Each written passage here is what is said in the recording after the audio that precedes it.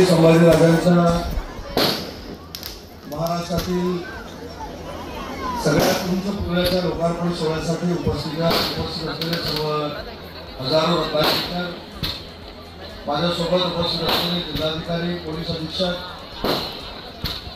स्वप्नील बांदोडकर, मी आपल्याला मनापासून शुभेच्छा देतो आणि आजच्या कार्यक्रमाची सांगता करत असताना उद्याच्या एका कार्यक्रमाचं निमंत्रण देतो।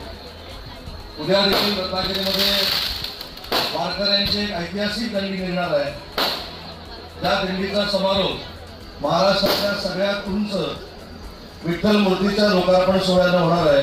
तर त्या देखील लोकार्पण सोहळ्याला आपण सगळ्यांनी हजारोंच्या संख्येने उपस्थित राहावं एवढीच विनंती करतो आणि थांबतो। जय हिंद, जय महाराष्ट्र।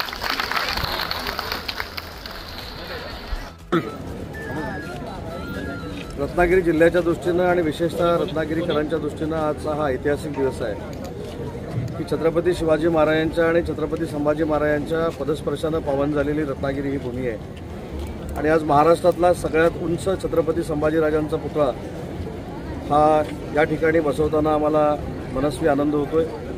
परंतु या सगळ्या परिसरासाठी जे पैसे मंजूर करून दिलेले आहेत ते महाराष्ट्र राज्याचे मुख्यमंत्री, जे नगरविकास खात्याचे मंत्री आहेत आदरणीय एकनाथ शिंदे साहेबांनी मंजूर करून दिलेले आहेत। आजच्यासारखाच उद्या अजून एक ऐतिहासिक कार्यक्रम रत्नागिरीकरांचा आहे आणि रत्नागिरीकरांसाठी इतिहासात पहिल्यांदा पंढरपूरच्या वारकऱ्यांची दिंडी या ठिकाणी होणार आहे आणि 31 फुटी विठ्ठल मूर्तीच्या लोकार्पण सोहळ्याचा कार्यक्रम देखील उद्या आहे। आणि म्हणून मला असं वाटतं की मध्ये कुठेतरी मी वाचलं होतं, स्टॅच्यू ऑफ युनिटी जरी आम्ही करू शकलो नसलो तरी स्टॅच्यू ऑफ सिटी करण्यामध्ये रत्नागिरीला यश मिळालेलं आहे।